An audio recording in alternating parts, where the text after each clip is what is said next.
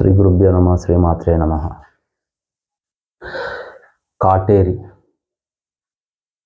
కాటేరి విద్యలల్లో రకరకాలు ఉన్నాయి విద్యలు. ఇవి ఎన్ని విద్యలు అంటే అన్ని రకాల విద్యలు ఉన్నాయి. ఇలా ప్రయోగానికి దేనికైనా చేయొచ్చు విద్యను. నేను ప్రతి వీడియోలో చెప్తాను, విద్యలు ఉన్నాయి చేయమని చెప్పట్లేదు.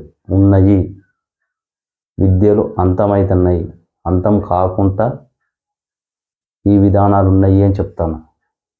ఇది చేసుకోమని చెప్పట్లేదు.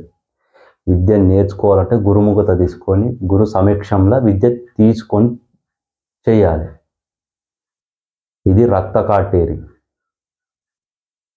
చాలా ఘోరాతి ఘోరంగా ఉంటుంది ఈ అమ్మవారు. ఈ అమ్మవారికి విధి విధానాలు ఉంటాయి. వాటికి ఆ అమ్మవారికి పెట్టే నైవేద్యాలు కానీ, ఆ అమ్మవారి పిలవడం కానీ, మంత్ర సాధన తీసుకొని చెయ్యాలనుకుంటే గురుముఖత తీసుకోవాలి. గురుముఖత తీసుకొని ఈ రక్త కాటేరి మంత్రాన్ని గురువు ద్వారా తీసుకొని చేయాలి. గురువు లేనిది ఈ విద్య చేయకూడదు. గురువు సమక్షంలోనే విద్య నేర్చుకోవాలి. ఈ విద్య తీవ్రాతి తీవ్రంగా ఉంటుంది విద్య. ఇది ఈ అమ్మవారు వచ్చినప్పుడు ఏ విధానంగా ఏంటిది అనేది తెలుసుకొని చేయాలి. ఇది 30 రోజులలో సిద్ధిస్తుంది విద్య. గురు సమక్షంలో 30 రోజుల్లో సిద్ధిస్తుంది. లేదు విద్య చేసుకుంటూ పోయిన కొద్దీ దాని ప్రభావం కూడా ఆ విధానంగా ఉంటుంది. ఆ విధానం కూడా ప్రభావం ఉంటుంది. ఆ ప్రభావం ఆ విధానం ఉంటుంది. కాబట్టి మీకు చెప్తాను, ఈ విద్యలు ఉన్నాయి.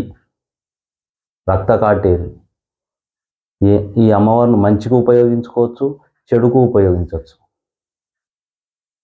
ఒకరి మీద ప్రయోగం చేసినాము అంటే లోపల ఏ విధానంగా చేస్తే ఆ విధానంగా చేసి వస్తుంది.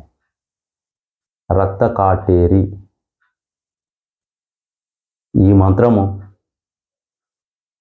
చేయాలనుకున్న వాళ్ళు గురు సమక్షంలో నేర్చుకొని చేయండి. గురువు లేనిది ఈ మంత్రం పోబాకండి.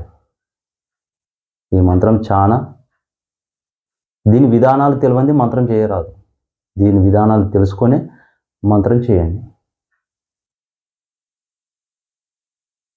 శ్రీ గురుభ్యో నమః శ్రీ మాత్రే నమః. Like, share, subscribe.